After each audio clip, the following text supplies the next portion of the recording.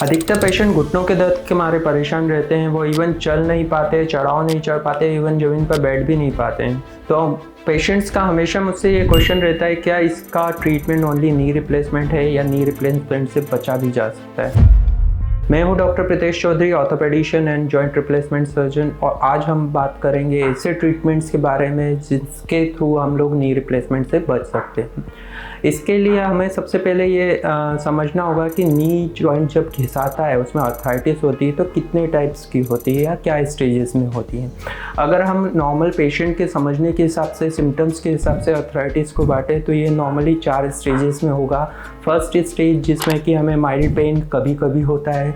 Second stage जब हम exertion करते हैं, एक्टिविटीज़ करते हैं, तब हमें पेन होता है। थर्ड स्टेज जब हम लोगों को रेस्टिंग पेन भी होता है, इवन स्लिप डिस्टर्ब होती है। और फोर्थ एडवांस स्टेज होता है जिसमें कि हम लोगों को डिफॉर्मिटी आ जाती है, हम लोगों को स्टिफनेस वगैरह बहुत ज़्यादा होती है और नॉर्मल लाइफस्टाइल से काम भी हम लोग पूरे तरीके से नहीं कर पाते।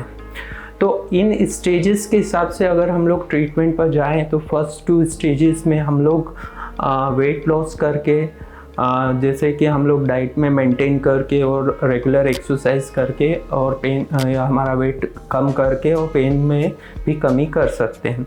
अब अधिकतर पेशेंट्स बोलेंगे कि पेन होने के बाद वो एक्सरसाइज कैसे करेंगे, तो उसके लिए हमें कुछ मेडिकेशंस पर रखकर पहले पेन को थोड़ा कम किया जाता है और फिर उन्हें नॉर्मल एक्सरसाइज पर डालते जाते हैं और स्ट्रेंथनिंग धीरे धीरे आती जाती है, तो वो पेन आपका कम होते जाता है, मसल मजबूत होती जाती है।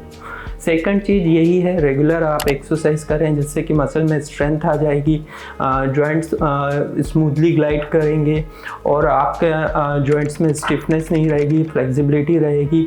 तो मसल्स जो आपको बाहरी ब्रेस की पहनने से जो रिलैक्सेशन मिलता है वही मसल्स स्ट्रेंथनिंग से भी मिल जाएगा।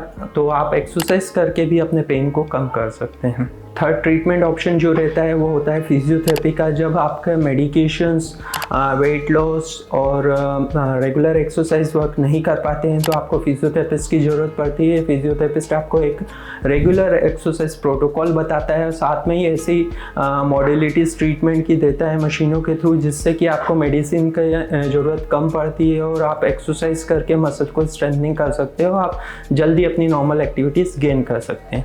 ये तीनों ही काम हम लोग फर्स्ट और सेकंड स्टेज के आर्थराइटिस में कर सकते हैं। अगर आपको थर्ड स्टेज आर्थराइटिस हो रहा है जिसमें माइल्ड डिफॉर्मिटी आ रही है और रेगुलर पेन बना हुआ है, रेस्टिंग पेन बना हुआ है, तो हम लोगों को ऑपरेटिव जो मेज़र है, नॉट टोटल नी रिप्लेसमेंट, पर उसके अलावा जो मेज़र है उस पर जाना पड़ सकता है, जैसे कि PFO और हाई टिबियल ऑस्टियोटोमी। PFO होता है प्रॉक्सिमल फिबुलर ऑस्टियोटोमी, जो जब तिरछापन हमारा लेस देन 10 डिग्री होता है तब की जाती है। फिबुला का एक पीस थोड़ा सा निकाल करके अलाइनमेंट करेक्शन ऑटोमेटिक किया जाता है। और हाई टिबियल ऑस्टियोटोमी में जब तिरछापन इससे ज़्यादा होता है तो हम ऑस्टियोटोमी टिबिया के ऊपरी पार्ट पर करके प्लेट के थ्रू फिक्स करके और अलाइनमेंट करेक्शन करते हैं और हम लोग नेचुरली जॉइंट को बचा सकते हैं। ये एक तरीके से प्रिजर्वेटिव सर्जरीज होती है। इसके अलावा भी हम पार्शियल नी रिप्लेसमेंट के लिए जा सकते हैं। इसकी खूबी ये होती है कि जब भी एक कंपार्टमेंट इन्वॉल्व होता है तो वहाँ पर हम लोग कार्टिलेज जो डिन्यूड होता है उसकी कैप को चेंज करके मेटल कैप लगा देते हैं, पर लिगामेंट्स और दूसरे कंपार्टमेंट्स की बोन, इवन पटेला सेम नेचुरल बचा हुआ रहता है। तो ये बहुत जल्दी आपको नेचुरल नी के जैसा फील देता है, आप लोगों को ज़्यादा दिक्कत नहीं होती है रिकवरी में। और ये तकरीबन अगर सही पेशेंट सिलेक्शन किया जाए और कर दिया जाए तो 15 से 20 साल तक आराम से चलता है, और जिसके बाद हम लोग टोटल नी रिप्लेसमेंट भी कर सकते हैं।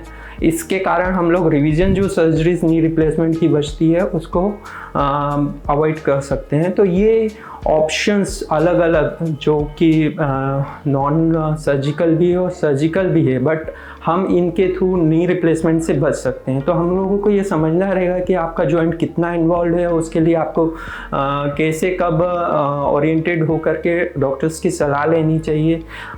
जब भी सर्जरी आप करते हैं तो वो आपके लिए पनिशमेंट नहीं है, वो आपके लिए एक वरदान भी हो सकती है। जब भी आपकी लाइफस्टाइल प्रॉपर नहीं चल पा रही है, आपको हर चीज़ में सोचना पड़ रहा है कि ये काम कर पाएंगे या नहीं कर पाएंगे, तो नी रिप्लेसमेंट एक लाइफस्टाइल सर्जरी है, उसमें जाएं और उसे अपनाएं। बाकी अगर आप ये सही टाइम पर ट्रीटमेंट ले लेते हैं तो आप नी रिप्लेसमेंट से बच सकते हैं। धन्यवाद।